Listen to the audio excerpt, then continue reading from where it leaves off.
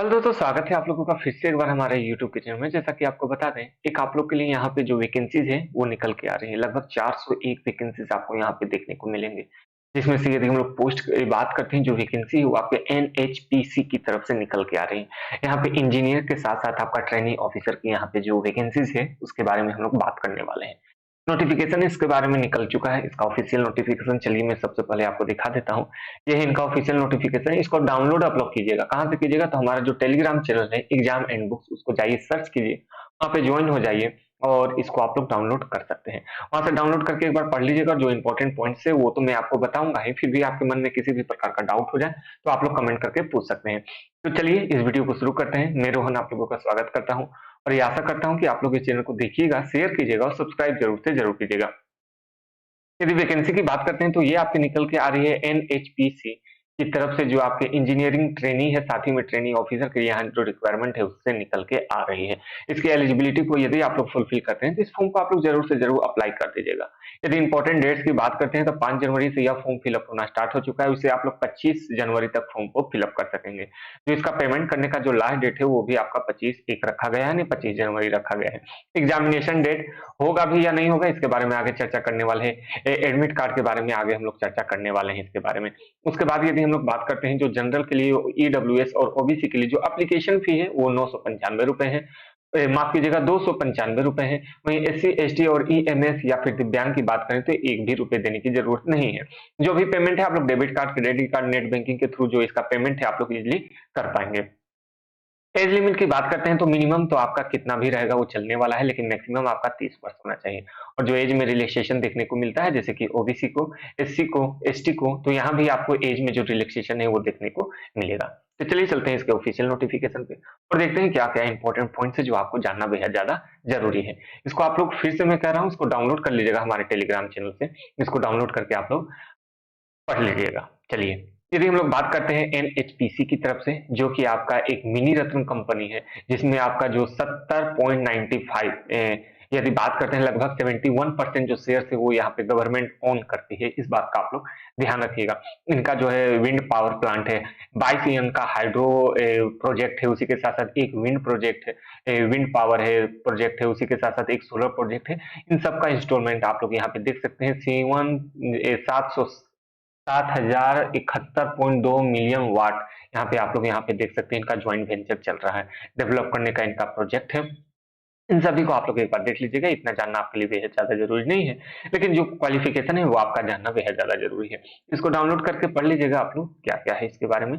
यदि हम लोग बात करते हैं, यदि आपने ट्रेनिंग यदि सिविल से किया है तो आप लोग इसके लिए अप्लाई कर सकते हैं। सबसे पहले आपका यहाँ पे फुल टाइम रेगुलर आपके पास बैचलर डिग्री चाहिए इंजीनियरिंग में, टेक्नोलॉजी, ठीक है, इंजीनियरिंग टेक्नोलॉजी, या फिर आपने बीएससी से किया है।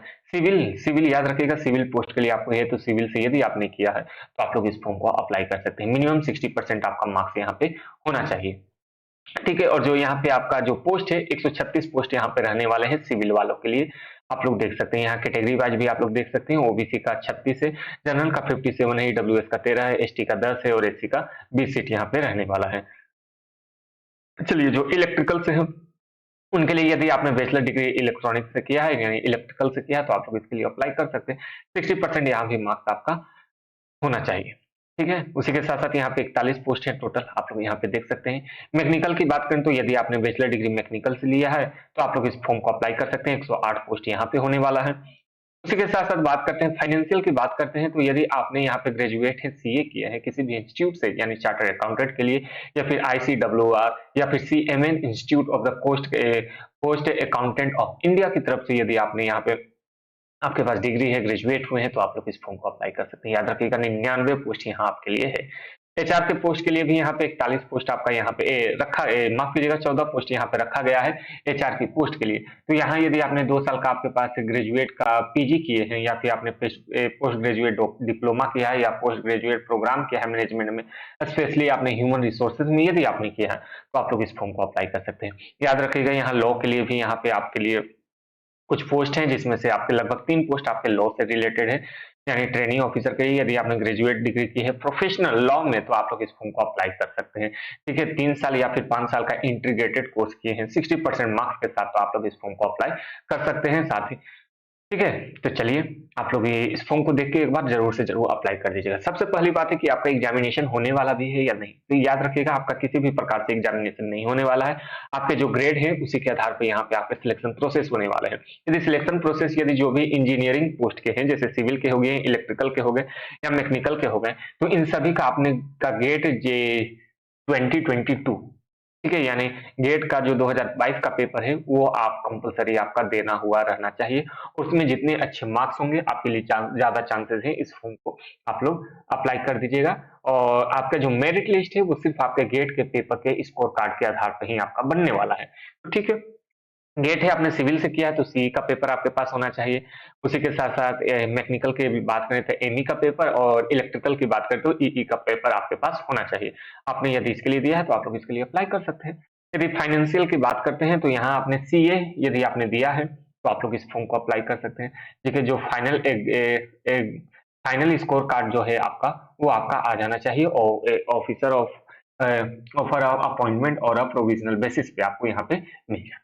ठीक है? चलिए, ट्रेनिंग की बात करते हैं तो यहाँ पे आपने यदि यूजीसी नेट का पेपर दिया है, जो कि पेपर का कोड 45 है, तो आप लोग इस फॉर्म को अप्लाई कर सकते हैं एचआर वालों के लिए।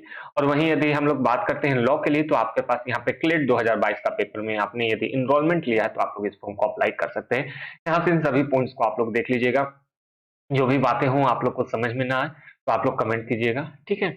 जितनी भी बातें थी जो आपके लिए जानना बेहद ज़्यादा ज़रूरी था, उन सभी पॉइंट्स को मैंने यहाँ पे आपका क्लियर कर दिया कि आपका एग्ज़ामिनेशन नहीं होने वाला है। जो आपका यहाँ पे देख सकते हैं, जो आपका गेट का पेपर है, इसके बाद यूजीसी नेट का पेपर है, उसी के साथ-साथ क्लेट का पेपर है, और सीएएमए का पेपर है। उसी के आधार पे यहाँ पे जो आपका रिक्वायरमेंट है वो आपका होने वाला है। ठीक है? सैलरी भी आप लोग को यहाँ पे अच्छा खासा देखने को मिलेगी, 50,000 से लेके 1,60,000 के बीच में जो सैलरी है आपका होने वाला है। साथ ही साथ में जो एक्स्ट्रा अलाउंसेस होते हैं वो भी आपको यहाँ पे देखने को मिलेंगे। तो यही था इस वीडियो में। आप लोग को ये वीडियो कैसा लगा है कमेंट करके ज़रूर से ज़रूर बताइएगा, और साथ ही साथ में इस टेलीग्राम चैनल से ज्वाइन हो जाइए।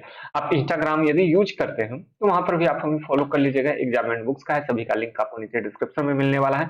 जाइए, इसको चेकआउट ज़रूर से ज़रूर कीजिए। आज के लिए इतना ही। Thank you.